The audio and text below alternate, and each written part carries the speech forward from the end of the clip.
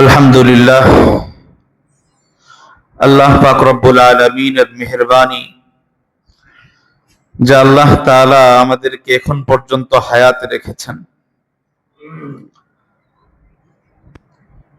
আমাদের মহল্লার জনাব সিরাজুল ইসলাম ভাই গত জুমাতেও আমাদের সামনে আমাদের সাথে জুমা পড়েছেন।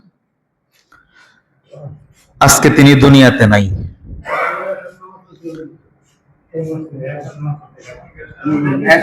গতকাল মাগরিব এশা আমাদের সাথে পড়ছেন, কিন্তু ফজরে আর আসে নাই, সকাল আর হয়নি। তো আল্লাহ তাআলা আমাদের জন্য জুমার দিনটা রেখেছেন, জুমার দিন আমাদেরকে দান করেছেন, হায়াত এখন পর্যন্ত বহাল আছে। আবার এই দামি হায়াতের মধ্যে আল্লাহ তাআলার গোলামির সময়ের মধ্যে জুমার মসজিদে আসার তৌফিক দান করেছেন। এজন্য রব্বে কারীমের দরবারে শুকরিয়া জানাই, বলি আলহামদুলিল্লাহ।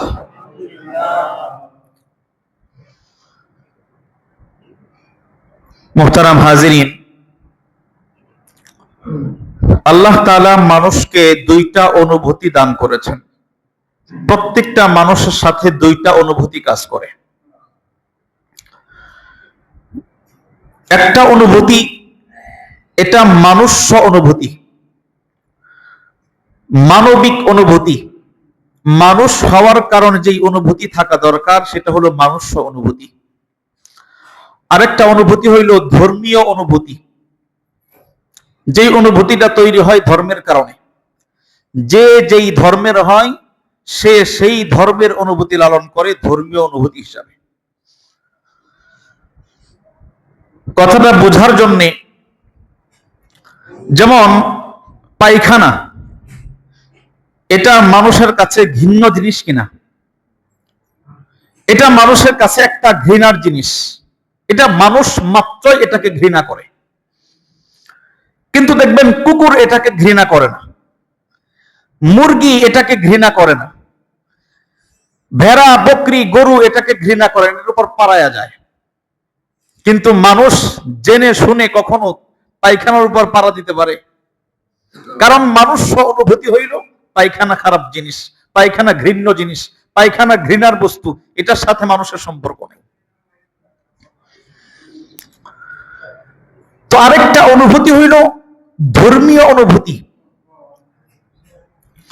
মানুষ অনুভূতি যেরকম, মানুষ একটাকে ঘৃণা করে, আরেকটাকে পছন্দ করে, একটাকে মানুষ দূরে সরায় রাখে, আরেকটাকে মানুষের কাছে টানে।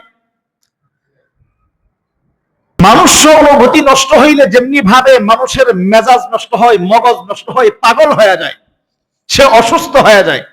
একজন মানুষের ধর্মীয় অনুভূতিও যদি নষ্ট হয়, এই মানুষটাও আল্লাহ তাআলার কাছে সে বিকারগ্রস্ত, এই মানুষটা পথভ্রষ্ট, এই মানুষটা বিকারগ্রস্ত। বোঝানোর জন্য বলতেছিলাম, একজন ইমানদার কখনো যেমন কুকুর খাবে না, কারণ কুকুর এটা আল্লাহ হারাম করেছেন, এর প্রতি মানুষের ঘৃণা। বিড়াল খাবে না একজন ইমানদার, কেন? কারণ বিড়ালকে আল্লাহ হারাম করেছেন, এই জন্য বিড়ালের প্রতি আমার দিলের মধ্যে খাবারের ব্যাপারে ঘৃণা আছে। একজন ইমানদার গুই সাপ খাবে না, কেন খাবে না? এই গুই সাপ তো মানুষে খায়, কিন্তু আমি আপনি কেন খাবো না? আল্লাহ এটাকে হারাম করেছেন বিধায় আমাদের দিলের মধ্যে গুই সাপের প্রতি ঘৃণা আছে। তার মানে বোঝা গেল, ধর্ম যেটাকে হারাম করেছেন, একজন সুস্থ ঈমানওয়ালা, যেই মানুষের ঈমান ঠিক আছে এখনো, যেই মানুষের ঈমান এখনো সুস্থ আছে, ওই মানুষটা আল্লাহ তাআলার হারাম করা জিনিসকে ঘৃণা করে। এই কথাটা বুঝাইতে পারছি কিনা? এটাকে যেমন হারাম, আল্লাহ তাআলা হারাম করেছেন বিধায় ধর্মীয় অনুভূতির কারণে আমার দিলের মধ্যে ঘৃণা, তো আল্লাহ তাআলা যেই খাবারকে হারাম করেছেন, যেই বিষয়কে হারাম করেছেন, ওই বিষয়ের প্রতি ঘৃণা দিলের মধ্যে জমাটাও আমার ঈমানের পরিচয়।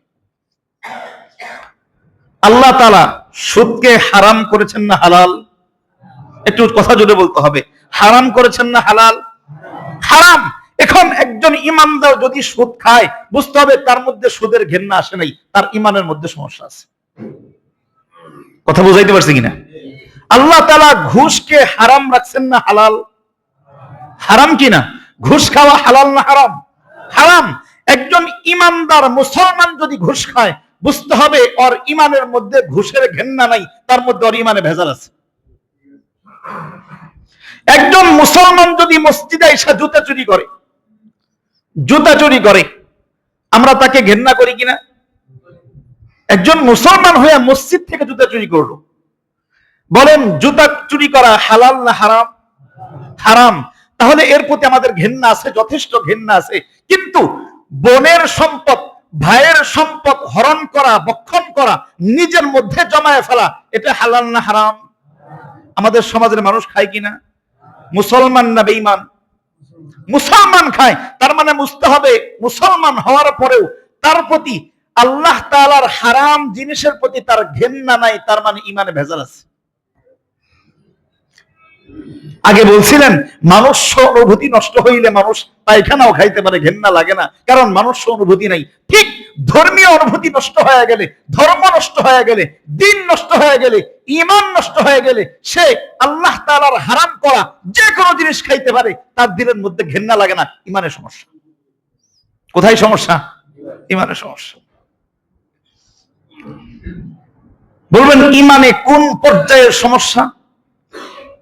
তার ঈমানটা কোন পর্যায়ের সমস্যা হইল আমি আপনি যাচাই করব কেমনে? একজন মানুষ যে নাকি লোক ঠকায় খায়, মানুষকে ঠকানো এটা হালাল না হারাম? হারাম। মানুষকে ঠকানো, ব্যবসার ক্ষেত্রে, লেনদেনের ক্ষেত্রে, পারিবারিক ক্ষেত্রে অন্য মানুষকে ঠকানো এটা হারাম। এটা আল্লাহ হারাম করেছেন। একবার রাসূল আকরাম সাল্লাল্লাহু আলাইহি ওয়াসাল্লাম বাজারের মাঝখান দিয়ে হাঁটতেছেন। তো হাটে বাজারে অনেক সময় স্তূপ করা মাল বিক্রি হয় না? স্তূপ করা, এখন তো সব কেজি দরে বিক্রি হয়। আমাদের ছোটবেলায় দেখছি অনেক কিছু স্তূপে বিক্রি হয়েছে, মুক্তি বিক্রি। এই স্তূপ কত দিয়ে কিনবা বলো? তো তখন আরবের মধ্যে এভাবে খেজুর, কিশমিশ এগুলা ওরকম স্তূপ আকার বিক্রি হইতো। তো খেজুর, কিশমিশ এগুলা শুকনাটা ভালো না ভেজাটা ভালো? শুকনাটা ভালো। তো নবীজি সাল্লাল্লাহু আলাইহি ওয়াসাল্লাম বাজারের মাঝখান দিয়ে চলতেছেন, দেখেন একটা খাবারের স্তূপ বিক্রি হচ্ছে। নবীজি গিয়া খাবার যাচাইয়ের জন্য ভিতর হাত ঢুকায় দিয়েছেন। হাত ঢোকানোর পরে নবীজি বের করে দেখে ভিতরের খাবারগুলা ভিজা।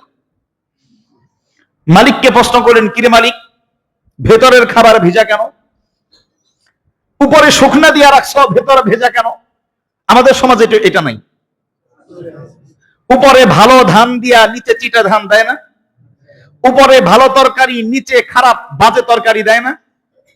উপরে গোস্তের দোকানে গোস্ত কিনতে যাবেন, দেখবেন উপরে খুব ভালো গোস্ত, নিচে খালি হাড়।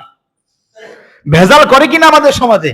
দেখেন নবীজি ওই লোকটাকে কি বলতেছেন, ওই মালিককে ডেকে বললেন, কিরে মালিক, তোমার ভেতরে ভেজা উপরে শুকনা, এই কারবার কেন? মালিক বলল, নবী, বৃষ্টির কারণে নিচের গুলা ভিজা গেছে, উপরে শুকনা। আসলে বৃষ্টি আসলে নিচে আগে ভিজে না উপরে আগে ভিজে? এটা কি বোঝার জন্য অনেক বড় বিজ্ঞানী হওয়া লাগে? নবীজি বোঝেন নাই? নবীজি কিচ্ছু বলেন নাই। নবীজি বলার পরে বলতেছেন, এই মান গস্সা ফালাইসা মিন্না। এই মালিক, স্পষ্ট ভাষায় শুনে রাখো, আমি নবীজি বলে গেলাম, মান গস্সা, যেই মানুষটা মানুষকে ধোঁকা দেয়, যেই মানুষটা মানুষের সাথে প্রতারণা করে, ফালাইসা মিন্না, ওই মানুষের সাথে আমি নবীর দ্বীনের সাথে কোনো সম্পর্ক নেই। বলেন না নাউজুবিল্লাহ। মান গস্সা ফালাইসা মিন্না, যে ধোঁকা দেয় তার সাথে আমি নবীর ধর্মের সাথে, তার সাথে ইসলামের সাথে, তার সাথে আমি নবীর দলের সাথে কোনো সম্পর্ক নেই। বলেন ধোঁকা দিল, সে যে আল্লাহর হারামকে সে নিজের সাথে জড়ায় নিল, তার ইমানের খর্ব কতটুকু বুঝতে পারছেন কিনা? নবীজি বলতেছেন তার সাথে ইমানের সম্পর্কই নেই। মান গস্সা ফালাইসা মিন্না। দেখবেন আমাদের বাজারে, মাছের বাজারে যাবেন, মাছের বাজারে দেখবেন একেবারে পচা মাছ এমন লাইটিং করছে, পচা মাছ ধরার কোনো ক্ষমতা নেই। যদি বলেন দোকান গোলাকার, দেখবেন প্রত্যেকটা দোকান মুসলমানের। কাদের দোকান? মুসলমানের দোকান। মুসলমান মাছ বিক্রি করে, উপরে কয়েক ধরনের লাইটিং করে। কেন লাইটিং করে? ধোঁকা দেওয়ার জন্য। কেন লাইটিং করছে? সুন্দর দেখানোর জন্য না, পচা মাছ চকচকা দেখানোর জন্য লাইটিং করে।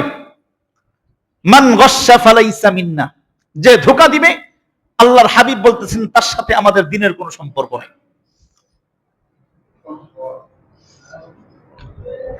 ইমামে আজম আবু হানিফা রাহমাতুল্লাহি আলাইহি আমরা চিনি না? আমরা যার ব্যাখ্যা অনুযায়ী আমাদের দিন পালন করি। হযরত ইমামে আবু হানিফা রাহমাতুল্লাহি আলাইহি এর একটা চমৎকার ঘটনা আছে। উনি কাপড়ের ব্যবসা করতেন। একদিন দিনের বেলা হঠাৎ করে মেঘাচ্ছন্ন হয়ে গেছে।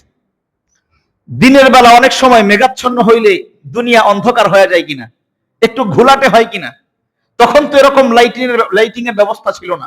ওই দিনের আলোতে মানুষ ব্যবসা বাণিজ্য করত। তো আকাশ মেঘাচ্ছন্ন হওয়ার কারণে একটু ঘোলাটে হয়ে গেছে। ইমামে আবু হানিফা রাহমাতুল্লাহি আলাইহি উনি ওনার দোকান বন্ধ করে ফেলতেছেন।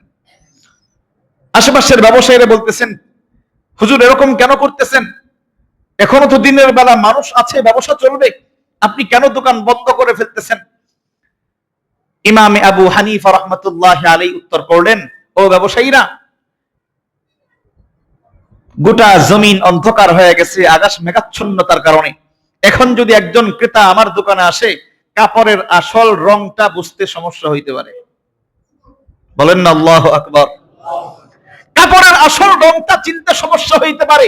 তার কেনার মধ্যে আমার বিক্রির মধ্যে ধোকার সম্ভাবনা আছে। যেহেতু ধোকা হয়ে যাইতে পারে, আমি দেখাইলাম এক রং, সে বুঝলো আরেক রং, অন্ধকারের কারণে সে নিয়ে গেল এক রং, বাসায় গিয়ে দেখে ভিন্ন রং। আমাদের সমাজে এরকম লেনদেন নাই? আছে না নাই? আমাদের বাজারে কাপড়ের দোকানে গিয়ে দেখেন এক ধরনের লাইটে চলে না, কয়েক ধরনের লাইটিং। কেন? আপনাকে ধোকা দেওয়ার জন্য। ধোকা দেওয়ার জন্য। মান গাশশা ফালাইসা মিন্না। অথচ নবীজি বলতেছেন, যে মানুষকে ধোকা দেয়, ধোকা দেওয়ার চেষ্টা করে, ধোকার ইচ্ছা করে, তার সাথে আমার দ্বীনের কোনো সম্পর্ক নেই। আমাদের ধর্মীয় অনুভূতিতে কত সমস্যা। আমরা আল্লাহ তাআলার হারামকে কতটা ছোট করে দেখি।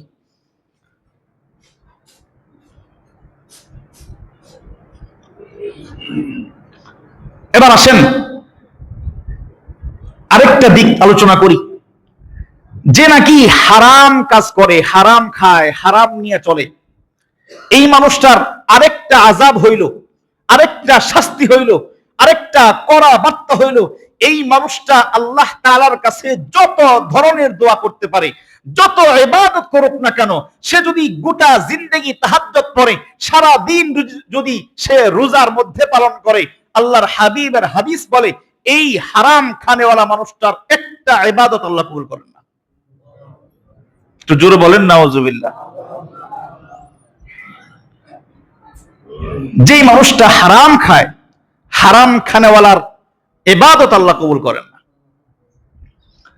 আল্লাহর হাবিব সাল্লাল্লাহু আলাইহি ওয়াসাল্লাম একটা হাদিসের মধ্যে ইরশাদ করতেছেন, হযরত আবু হুরায়রা রাদিয়াল্লাহু তাআলা আনহু বর্ণনা করেন, নবীজি সাল্লাল্লাহু আলাইহি ওয়াসাল্লাম বলেছেন, ইন্নাল্লাহা তাইয়্যিবুন লা ইয়াকবালু ইল্লা তাইয়্যিবা। আল্লাহ রাব্বুল আলামিন নিজে পবিত্র, তিনি পবিত্র ছাড়া কাউকে কবুল করেন না। আল্লাহ নিজে যেহেতু পবিত্র, আল্লাহ পবিত্রতা ছাড়া, পবিত্র ব্যক্তি ছাড়া আল্লাহ কখনো কারো কথা, কারো দোয়া, কারো সুপারিশ কবুল করেন না। এরপরে আল্লাহর হাবিব বলেন, ওয়া আন্নাল্লাহা ইয়া'মুরু বিল মুমিনিন বিমা ইয়া'মুরুল মুরসালিন। আল্লাহ রাব্বুল আলামিন ঈমানদারদেরকে সেই আদেশ দেন যেই আদেশ আল্লাহ তাআলা পয়গম্বরদেরকে দিতেন। বলেন না সুবহানাল্লাহ। পয়গম্বরদেরকে যেই আদেশ আল্লাহ করতেন, আল্লাহর হাবিব বলতেছেন ঈমানদারদেরকেও ঠিক একই আদেশ করতেছেন। কি আদেশ? আল্লাহ রাব্বুল আলামিন কোরআনে কারীমের মধ্যে সূরাতুল মুমিনুনের 19 নম্বর আয়াতে কারীমায় আল্লাহ রাব্বুল আলামিন বলেন, ইয়া আইয়ুহার রুসুল কুলু মিনাত তাইয়্যিবাত। আল্লাহ রাব্বুল আলামিন সমস্ত পয়গম্বরদেরকে আদম আলাইহিস সালাম থেকে নিয়ে শুরু করে একেবারে শেষ নবী আমাদের পয়গম্বর মুহাম্মদুর রাসূলুল্লাহ সাল্লাল্লাহু আলাইহি ওয়াসাল্লাম পর্যন্ত যত পয়গম্বর আল্লাহ দুনিয়াতে পাঠিয়েছেন, প্রত্যেকটা পয়গম্বরকে আল্লাহ তাআলা একটা আদেশ করেছেন, ইয়া আইয়ুহার রুসুল, ও আমার পয়গম্বর, কুলু মিনাত তাইয়্যিবাত, তোমরা হারাম খেও না, পবিত্র খাও। তো আল্লাহর হাবিব সেই দিকে ইঙ্গিত করতেছেন, ওয়া আন্নাল্লাহা ইয়া'মুরু বিল মুমিনিন বিমা ইয়া'মুরু বিল মুরসালিন। আল্লাহ তাআলা নবীদেরকে, পয়গম্বরদেরকে যে আদেশ করেছিলেন, প্রত্যেকটা ঈমানদারদেরকেও একই আদেশ করতেছেন। কি আদেশ? এরপরে আল্লাহ রাব্বুল আলামিনের হাবিব একটা উপমা আমাদের সামনে পেশ করতেছেন। উপমা, উদাহরণ পেশ করতেছেন। আল্লাহর হাবিব বলেন, ওই সাহাবী বর্ণনা করতেছেন, সুম্মা যাকারা রাজুলা ইউতিলু সাফার। নবীজি একজন ব্যক্তির ঘটনা বর্ণনা করতেছেন। নবীজি বলেন যে এক ব্যক্তি অনেক দীর্ঘ সফর করলো। সুদীর্ঘ সফর করতে করতে আশআফা আশআফা ওয়া আকরাব। নবীজি বলতেছেন সফরের দূরত্বতার কারণে, দীর্ঘ সফরের কারণে তার চুলগুলো এলোমেলো হয়ে গেছে, তার পোশাক পরিচ্ছদ ধুলোমলিন হয়ে গেছে। এবার একটা প্রশ্ন আপনাদের কাছে জানতে চাই, মুসাফির যখন দোয়া করে এই দোয়া আল্লাহ কবুল করেন কিনা? এটা জানেন কিনা? আল্লাহ তাআলার হাবিব এক হাদিসের মধ্যে বলেন, 3 ব্যক্তির দোয়ার মাঝখানে কোনো আবরণ থাকে না। আমরা যখন কোনো দোয়া করি এই দোয়াটা নেওয়ার জন্য ফেরেশতা নিযুক্ত করা আছে। কিছু ফেরেশতা আমাদের এই দোয়াটা নিয়ে আল্লাহ তাআলার কাছে পৌঁছায় দেয়, মালিক আপনার অমুক বান্দা এই দোয়া করছেন। আল্লাহর হাবিব বলেন 3 ব্যক্তির দোয়া আল্লাহ তাআলার কাছে নেওয়ার জন্য মাঝখানে মাধ্যম লাগে না, সরাসরি আল্লাহর আরশে চলে যায়। সুবহানাল্লাহ। তার মধ্যে একটা ব্যক্তির দোয়া হইল মুসাফির যখন দোয়া করে, আল্লাহ তাআলা মুসাফিরের দোয়ার জন্য মাঝখানে কোনো ফেরেশতা নিযুক্ত করেন নাই। মুসাফির যখন যেটা বলে সাথে সাথে আল্লাহর দরবারে পৌঁছে যায়।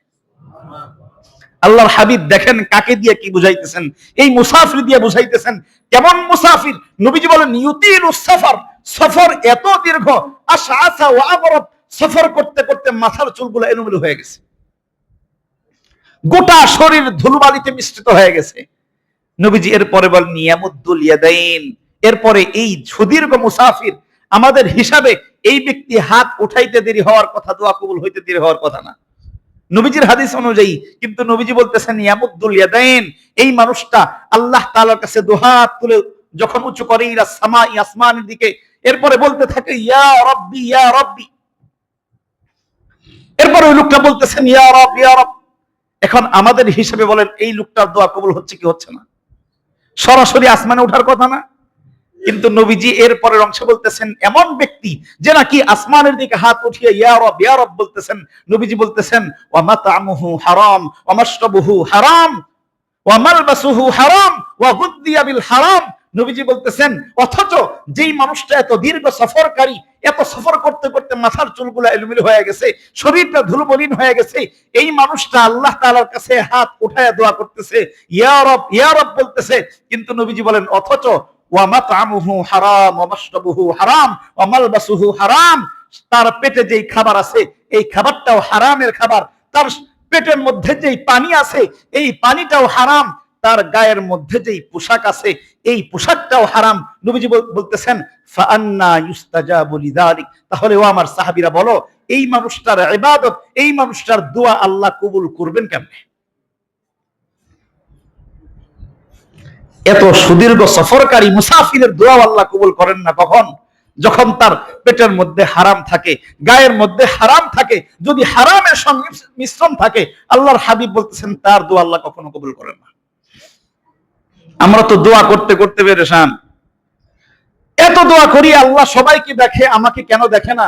আপনি কেন দেখে না একটু যাচাই করেন। হয়তো আপনার রোজগারের মধ্যে হারাম ঢোকানো আছে, হয়তো রোজগারের মধ্যে হারাম ঢোকানো আছে কিনা যাচাই করেন। যদি হারাম ঢোকানো থাকে, আপনি সারা দিন রোজা রাখলে, সারা রাত তাহাজ্জুদ পড়তে পারেন, বছর বছর হজ করতে পারেন, লক্ষ কোটি টাকার দানবীর হইতে পারেন, আল্লাহ একটা টাকা দানও কবুল করবেন? ঠিক আমার কথা নবীজি বলছে। এবার আসেন আরেকটু ভয়ানকের দিকে যাই। আল্লাহ তাআলা দোয়া কবুল করতেছেন না, তার মানে আমার দুনিয়া বরবাদ, আমার দুনিয়া বরবাদ। এবার আসেন আখিরাতের অবস্থা একটু জানার চেষ্টা করি। যেই মানুষটা হারাম খায়, যেই মানুষটা হারাম নিয়ে চলে, যেই মানুষের গায়ের মধ্যে হারাম পোশাক, যেই মানুষের পরিবারের মধ্যে হারাম ফার্নিচার, যেই মানুষের ঘরের মধ্যে হারামের টাকায় ইট কেনা, ওই মানুষটার আখিরাতের জিন্দেগি একটু বোঝার চেষ্টা করি।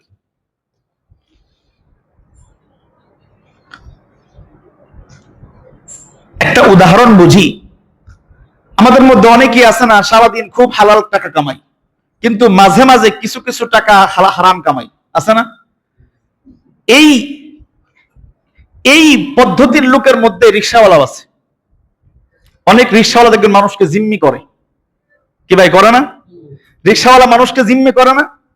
যেই মানুষটাকে আমরা সবচাইতে পরিচ্ছন্ন হালাল খাবার ওয়ালা যাকে মনে করি, এই রিকশাওয়ালা অটোওয়ালাও দেখবেন মাঝে মাঝে মানুষকে ব্ল্যাকমেইল করে। বলেন যেই টাকাটা সারাদিন সে 1000 টাকা কামাইলো, ওই যে মাঝখান থেকে 50টা টাকা হারাম কামাইলো, এখন ওই সব 1000-এর মধ্যে 1050 হইল, এখানে 1000 টাকা হালাল আর 50 টাকা হারাম। আমাদের রিকশাওয়ালা ভাইরা এরকম করে কিনা? বলবেন একটু করে, একটু একটু করলে সমস্যা কি? ওই সমস্যাটা বোঝানোর চেষ্টা করতেছি।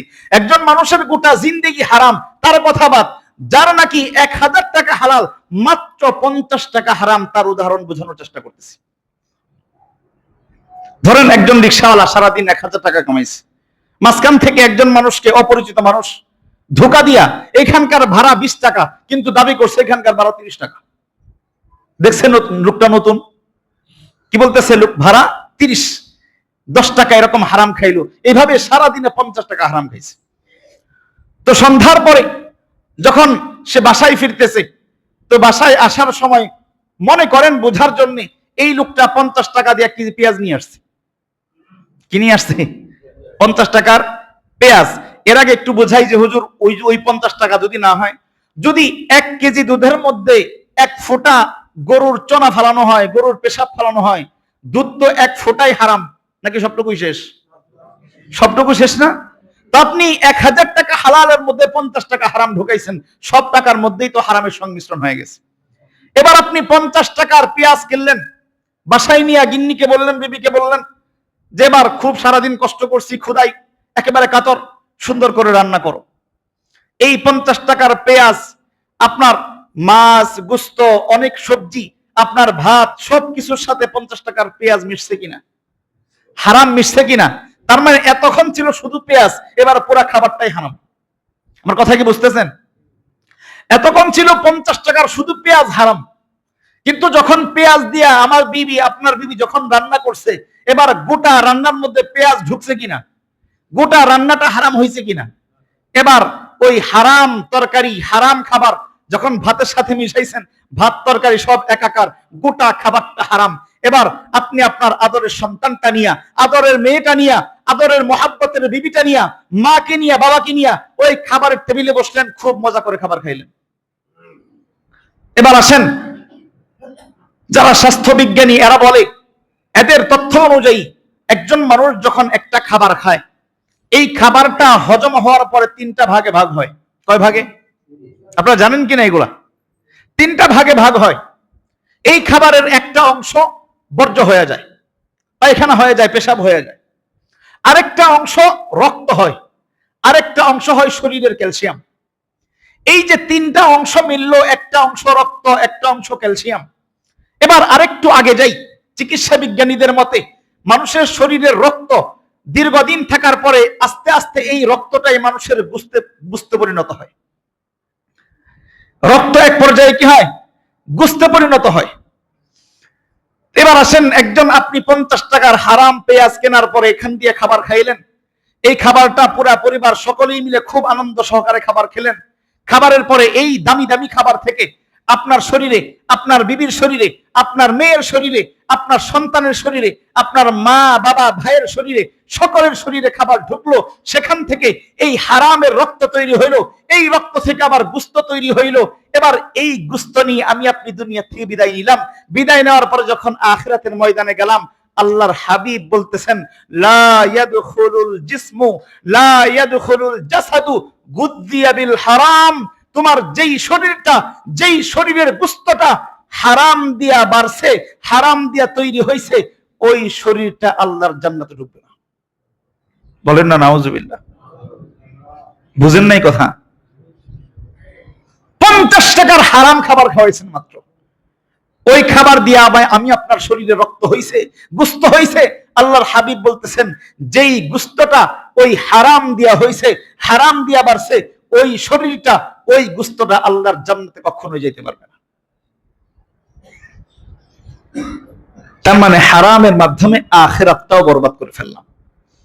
হারাম দিয়ে আখিরাত বরবাদ। আমার দুনিয়াও শেষ, আমার আখিরাতও শেষ, শুধু এই হারাম দিয়া। অল্প হারাম, আমার সব ঠিক আছে, একটু কিস্তি উঠাই। 3 সপ্তাহ যাবত একটা কথাই বোঝানোর চেষ্টা করতেছি, হারামের ভয়ঙ্কর কতটুকু। হারামের সাথে আমার দ্বীনের সম্পর্ক, হারামের সাথে আমার আখিরাতের সম্পর্ক, হারামের সাথে আমার জান্নাত জাহান্নাম পাওয়ার সম্পর্ক, হারামের সাথে আমার নবীর সাথে সম্পর্ক কেমন হবে, নবীর সাথে মুআমালা কেমন হবে, আল্লাহর হাবিব কিয়ামতের দিন আমাকে আপনাকে উম্মত হিসেবে স্বীকৃতি দিবে কি দিবে না তার সম্পর্ক, হারামের সম্পর্ক। এই জন্যই তো সাহাবায়ে কেরাম এই হারামকে অনেক ভয় করতেন, হারাম থেকে বড় কঠিন ভাবে বাঁচতেন। নবীজির সাহাবী হযরত আবু বকর সিদ্দিক রাদিয়াল্লাহু তাআলা আনহু, ইসলামের প্রথম খলিফা, যাকে আল্লাহর হাবিব নাম ধরে ধরে আবু বকরিন ফিল জান্নাহ বলেছেন। আবু বকর জান্নাতি, এটা নবীজি নিজে সার্টিফিকেট দিয়ে গেছেন হায়াতে। সেই আবু বকর সিদ্দিক রাদিয়াল্লাহু তাআলা আনহুর একটা ঘটনা আছে। উনি একবার, ওনার একটা গোলাম ছিল, তো গোলামের জন্য বাহিরে কাজ করার অনুমতি ছিল। গোলাম বাহিরে কাজ করে সে নিজে অর্থ উপার্জন করতে পারত, এই অনুমতি তাকে দেওয়া ছিল। একবার হযরত আবু বকর সিদ্দিক রাদিয়াল্লাহু তাআলা আনহু, ঘটনা অনেকেই জানেন আপনারা। আবু বকর সিদ্দিক রাদিয়াল্লাহু তাআলা আনহু সারা দিন রোজা রাখছেন। ওনাদের রোজা তো আমাদের রোজার মতো ছিল না। আমরা তো সাহারিতে একবারে 3 দিনের খাবার অগ্রিম খেয়ে রাখি, খাই কিনা? সারাদিন না খেয়ে থাকা লাগবে, 3 দিনের খাবার একসাথে ঢোকানোর চেষ্টা করি, যতক্ষণ পর্যন্ত বমি না আসে ততক্ষণ পর্যন্ত ঢোকানোর চেষ্টা করি, আজান পর্যন্ত চলুক। করি না এরকম? সাহাবায়ে কেরামদের খাবার তো এরকম ছিল না। ওনা একটু একটা খেজুর, একটু পানি দিয়ে সাহারি করতেন বরকতের জন্য। তো সারাদিন ক্ষুধার্ত থাকার কারণে, রোজা থাকার কারণে সন্ধ্যাবেলা ক্লান্ত হয়ে পড়ছেন, ইফতার করার মতো কোনো খাবার নেই। তো ওই যে ওনার যে গোলাম ছিল, ওই গোলাম এক জায়গায় কাজে গেছিলেন, কাজ থেকে ফেরার পথে একটু দুধ নিয়ে আসছেন। উনি ওনার মনিবকে হাদিয়া দিচ্ছেন। আবু বকর সিদ্দিক রাদিয়াল্লাহু তাআলা আনহু সারাদিন রোজা রাখছেন, ওনার মনিবের জন্য দুধটুকু হাদিয়া নিয়ে আসছেন। আবু বকর সিদ্দিক রাদিয়াল্লাহু তাআলা আনহু ওনাকে দুধটা দেওয়ার পরে হাদিয়া হিসেবে খেয়ে ফেলছেন। প্রচন্ড ক্ষুধা, সারাদিন রোজা রাখছেন, খাবারের কোনো ব্যবস্থা নেই। উনি খাবার খাওয়ার পরে হুঁশ আসছে, এই খাবার তো খাইলাম, এটা খাইলাম কেমন খাবার? কিরে গোলাম, খাবার দিয়ে খাওয়াইলি, দুধ যে দিলি, এই দুধটা কিসের দুধ? দুধটা কিসের ছিল? আমরা তো মানুষের দাওয়াত পাইলে হুঁশ থাকে না, মরার দাওয়াত হোক আর যেই দাওয়াত হোক দৌড়াই কিনা। আর ইমাম শব্দ বাধ্য, দাওয়াত না খাইলে চাকরি শেষ। আছে না এরকম? বিপদ। মরার খাবার, 40 খাবার, সব খাবার ইমাম সাহেবকে খাইতে হয়, না খাইলে বিপদ। আর মানুষকে যদি দাওয়াত দেওয়া হয় খরচের খাবার, 40 খাবার, এই খাবারের চেয়ে তো মজার খাবার আর দুনিয়াতে নেই। মানুষ বলে না খুব মজার খাবার, 40 খাবার খুব মজার হয়, কারণ হারাম, যে হারাম খাবার অটোমেটিক মজা হয়। তো আবু বকর সিদ্দিক রাদিয়াল্লাহু তাআলা আনহু জিজ্ঞাসা করতেছেন, কিরে গোলাম, কিসের দুধ খাওয়াইলি? এবার গোলাম বলতেছেন, হুজুর আসলে তো আপনাকে বলতে ভুলে গেছি, আমি আপনার গোলাম হওয়ার আগে আমি এক জায়গায়, আমি আগের জামানায় এই যে হাত দেখে না গণনা করে, গণক ছিলাম। গণক বলে না হাত দেখা এবং দেখানো হালাল না হারাম? একেবারে কুফুরি, টাটকা কুফুরি। আমরা অনেকেই গিয়া হাত দেখাই না, গণনা করাই না, দেখুন তো আমার সামনে কি অবস্থা। এই হাত দেখানো, ভাগ্য চেষ্টা করা, ভাগ্য জানার চেষ্টা করা সম্পূর্ণ কুফুরি। কেউ যদি হাত দেখায় অথবা কেউ যদি হাত দেখে কারো অগ্রিম কথা বলে, দুইজনই কাফের। দুইজনই কি? কাফের। তো আবু বকর সিদ্দিক রাদিয়াল্লাহু তাআলা আনহুকে গোলাম বলতেছে, আমি আগে গণনার কাজ করতাম, তো একজনের গণনার কাজ করে দিছিলাম বাকিতে। তো আজকে আসার সময় ওই লোকটার সাথে দেখা, লোকটা ওই গণনার টাকার বিনিময়ে আমাকে দুধ দিয়ে দিছে, এই দুধটা আপনাকে হাদিয়া দিছি, বলেন হালাল না হারাম? আবু বকর সিদ্দিক রাদিয়াল্লাহু তাআলা আনহু সাথে সাথে গলার ভিতরে হাত ঢোকায় সাথে সাথে বমি করে ফেলছে। কারণ যেই দেহের ভিতরে হারাম ঢুকবে, ওই দেহ কখনো আল্লাহর জান্নাতে ঢুকতে পারবে না। আমরা খুতবার মধ্যে একটা শব্দ শুনি, ওয়ামরুহুম ফি আমরিল্লাহি উমর। আল্লাহ তাআলার হুকুমের ক্ষেত্রে সবচাইতে শক্ত মানুষ ছিলেন হযরত ওমর ফারুক রাদিয়াল্লাহু তাআলা। আল্লাহর বিধানের ক্ষেত্রে কোনো ছাড় নেই। দুনিয়ায় সব ছাড় আছে, যেখানে আল্লাহর হুকুম সেখানে কোনো কথা চলবে না। ওয়ামরুহুম ফি আমরিল্লাহি উমর। সেই ওমর রাদিয়াল্লাহু তাআলা আনহুর ঘটনা আছে আরেকটা, এই হারাম থেকে বাঁচার। একবার ওনার শাসন আমলে উনি 10 বছর মদিনা শাসন করছেন। সেই শাসন আমলে একবার হঠাৎ করে মদিনার মধ্যে দুর্ভিক্ষ দেখা দিল। মানুষের সাথে পশু পাখিগুলাও একেবারে দুর্ভিক্ষে ক্ষীণ হয়ে গেল, কোনো খাবারের ব্যবস্থা নাই। এখন সারা দেশ যদি এরকম দুর্ভিক্ষ চলতে থাকে তাহলে তো সকলের জন্য অবস্থা খারাপ। রাষ্ট্রীয়ভাবে সিদ্ধান্ত হইল যে রাষ্ট্রীয় প্রক্রিয়ায় একটা নির্দিষ্ট চারণ ভূমি তৈরি করা হবে, যেখানে সকলের পশুগুলা এসে এখানে পশুগুলো লালন করা হবে। এখান থেকে প্রত্যেক পশু আবার সন্ধ্যাবেলা নিয়ে যাবে। তো রাষ্ট্রীয় পর্যায়ে রাষ্ট্রীয়ভাবে একটা এরকম চারণ ভূমি ব্যবস্থা করা হইল, সকলেই সেখানে খাবার খাওয়ায়, আবার সন্ধ্যাবেলা যার যার পশু নিয়ে যায়। একদিন ওমর ফারুক রাদিয়াল্লাহু তাআলা আনহু হাটে গেছেন, পশুর হাটে গিয়ে দেখেন অন্যান্য মানুষের সাথে ওনার সন্তান, ওনার নিজের ছেলে হযরত আব্দুল্লাহ রাদিয়াল্লাহু তাআলা আনহু, উনিও ওনার একটা পশু হাটে উঠাইছেন। ওমর রাদিয়াল্লাহু তাআলা আনহু তাকায় দেখেন আব্দুল্লাহ ইবনে ওমর রাদিয়াল্লাহু তাআলা আনহু অর্থাৎ ওনার ছেলের পশুটা একটু মোটা তাজা দেখা যায়। কেমন দেখা যায়? মোটা তাজা, একটু মোটা তাজা দেখা যায়। ওমর রাদিয়াল্লাহু তাআলা আনহু চিন্তা করলেন, হায় হায়, এমন না হয় যে আমার ছেলে হওয়ার কারণে, খলিফার সন্তান হওয়ার কারণে একটু বেশি না খাওয়াইছে, একটু বেশি খাওয়ায়া গরুটা মোটা তাজা করছে, পশুটা মোটা তাজা করছে। যেহেতু এই সম্ভাবনা আছে, হইতে পারে এরকম একটু বেশি খাওয়াইছে, প্রভাব খাটায়া ওনার গরুটা নিয়ে নিছেন। ওনার যেই পশু ছিল, উট বা দুম্বা যেটাই ছিল, ওমর রাদিয়াল্লাহু তাআলা আনহু নিজে জবাই কইরা সকলের মাঝে বিলাই দিয়েছেন। বলেন না সুবহানাল্লাহ। হারামের ভয় কেমন ছিল ওনাদের মধ্যে।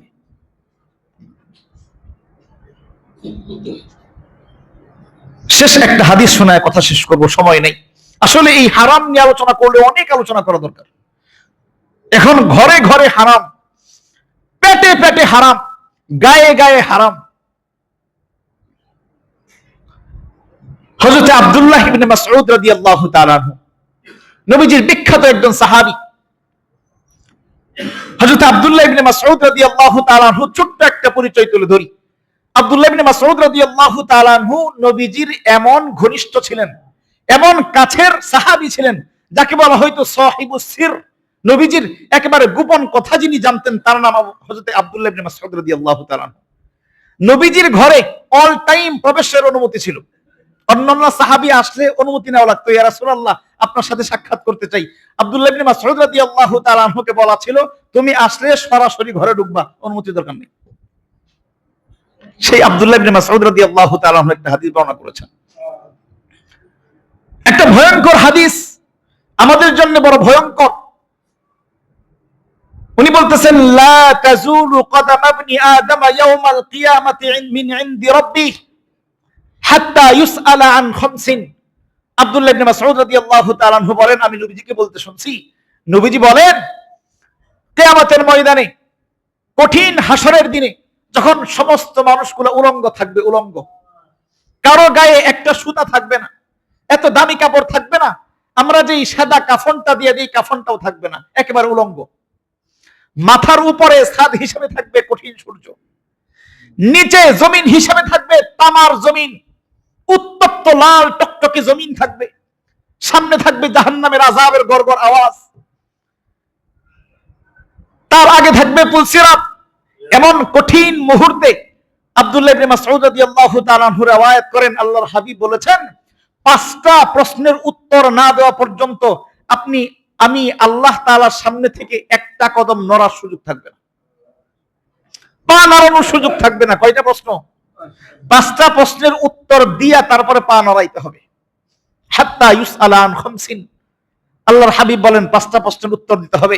1 নাম্বার, ওয়া আন উমরিহি, তার জীবন, ফিমা আফনাহু, আমার জিন্দেগিটা, আপনার জিন্দেগিটা আমরা কোন কাজে ব্যয় করছি? শুধু কি দুনিয়ার জন্য ব্যয় করছি কিনা? শুধু কি দালান উঠানোর জন্য ব্যয় করছি কিনা? শুধু ব্যবসাটা দাঁড় করানোর জন্য ব্যয় করছি কিনা? আল্লাহর কাছে জবাব দিতে হবে। দুনিয়ার জন্য কি করছি, আখিরাতের জন্য কি করছি, এই জবাবটা আল্লাহর কাছে দিতে হবে। ওয়া আন উমরিহি ফিমা আফনাহু, আমার জিন্দেগিটা কিসের টার্গেটে ব্যয় হয়েছে? ওয়া শাবাবিহি ফিমা আবলাহু, আমি আপনি যৌবনকাল কোন সময়ের মধ্যে কাটায় দিছি, কিসের মধ্যে কাটায় দিছি? শুধু কি আনন্দ উল্লাসে কাটায় দিছি, নাকি যৌবনকালটা আল্লাহর জন্য রাখছিলাম? এই প্রশ্নের জবাব আল্লাহর সামনে দিতে হবে। 3 এবং 4 আল্লাহর হাবিব বলতেছেন ওয়া মালিহি মিন আইনা ইকতাসাবাহু ওয়া ফিমা আনফাকাহু, তার দুনিয়াতে কামাই করা সম্পদ কিভাবে সে আয় করলো, কিভাবে ব্যয় করলো, এই দুইটা জবাবও আল্লাহর সামনে দিতে হবে। আমি 1 টাকা কিভাবে আয় করছি, একটা পয়সা কিভাবে আয় করছি, ওই একটা পয়সার জবাব আল্লাহর কাছে দিতে হবে। বলবেন আমি তো মরবই না, আজকে সিরাজ ভাই নাই, দেখেন ওনার অবস্থা শুরু হয়ে গেছে। একটু ভাবেন, গতকাল এশার নামাজ আমাদের সাথে পড়লো, এশার নামাজ সকাল পাওয়ার সুযোগ হয় নাই, সকাল পাই নাই, ফজরের আগেই দুনিয়া থেকে বিদায় হয়ে গেছে। এই যে আমি আপনি বসা আছি, হয়তো সন্ধ্যা পাবো না, এরকম সম্ভাবনা আছে কিনা? সন্ধ্যা পাবো না হয়তো। তারপরেও হারামের লোভ, হারাম কামাইয়ের ইচ্ছা আমাদের দিল থেকে সরাইতে পারি না। প্রত্যেকটা হারামের জবাব দিতে হবে। তাহলে আমাদের এই কথাগুলোর মধ্যে কয়েকটা রেজাল্ট আসলো। 1 নাম্বার, যে আমি যদি হারাম খাই, আমার পরিবার যদি হারাম খাওয়াই, তাহলে আমার পরিবারের দোয়া, আমার দোয়া, আমাদের কোনো দোয়া আল্লাহ কখনো কবুল করবেন না। 2 নাম্বার, কিয়ামতের ময়দানে আমাদের জন্য কঠিন অবস্থা সৃষ্টি হয়ে যাবে যদি হারাম খাই। এই হারামের জবাব, কেন হারাম খাইলাম, কেন সন্তানকে হারাম খাওয়াইলাম, আমার মেয়েকে কেন হারাম খাওয়াইলাম, আমার মেয়ের গায়ে দামি পোশাক পরানোর জন্য, সন্তানের গায়ে দামি পোশাক পরানোর জন্য, বিবিকে গহনা কেনা দেওয়ার জন্য কেন হারাম উপার্জন করলাম, কেন ওই হারামের পয়সা আবার খরচ করলাম, এটার জবাব আল্লাহর কাছে দিতে হবে। কঠিন হবে না সহজ? বড় কঠিন।